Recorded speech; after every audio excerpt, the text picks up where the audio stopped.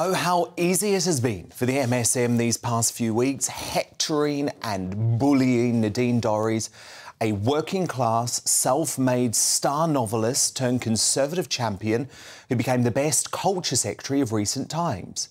She's everything the establishment cannot stand, of course. A BBC-slaying, Boris-backing, highly popular woman of the people who almost tripled her mid-Bedfordshire majority to over 25,000 and has always refused to march to the beat of their drum. So, for the Prime Minister, installed in an anti-democratic coup backed by his media charms, she is a far easier target than this drifting government facing electoral annihilation if something doesn't dramatically change. After all, it worked hard to successfully hound Sunak's arch-rival Johnson out of Parliament altogether because of the spurious Partygate witch hunt. But that's why Nadine's excoriating resignation letter, released via the Mail on Sunday yesterday, is a hammer blow to Sunak and his zombie government. Finally, a Tory MP has been prepared to speak the truth about the undemocratic forces destroying this great party by wresting control away from its members.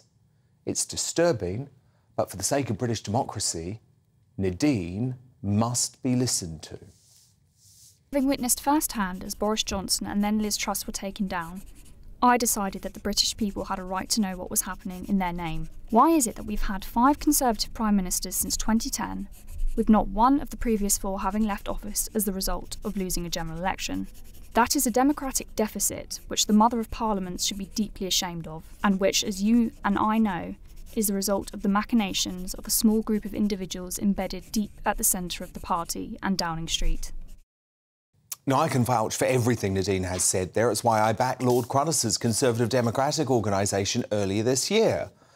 But to what end has Sunak used the power he spent years wresting from a democratically elected and highly popular PM? Sadly, as Nadine ruthlessly but fairly points out, he's squandered it all. Since you took office a year ago, the country is run by a zombie parliament where nothing meaningful has happened. What exactly has been done, or have you achieved? You hold the office of the Prime Minister unelected, without a single vote, not even from your own MPs. You have no mandate from the people and the government is adrift. You have squandered the goodwill of the nation for what?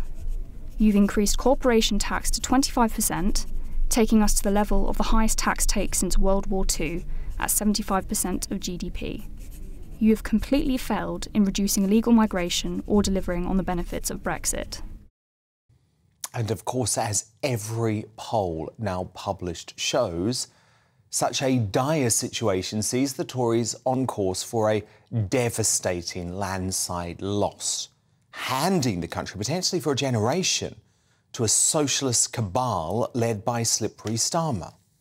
We cannot simply disregard the democratic choice of the electorate, remove both the Prime Minister and the manifesto commitments they voted for, and then expect to return to the people in the hope that they will continue to unquestioningly support us. They have agency and they will use it. Your actions have left some 200 or more of my MP colleagues to face an electoral tsunami and the loss of their livelihoods, because in your impatience to become Prime Minister, you put your personal ambition above the stability of the country and our economy. Wow. But again, she's right.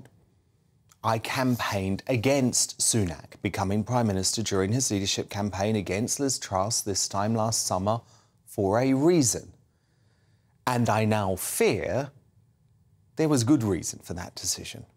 Sunak had every opportunity but is running out of chances to save this great country.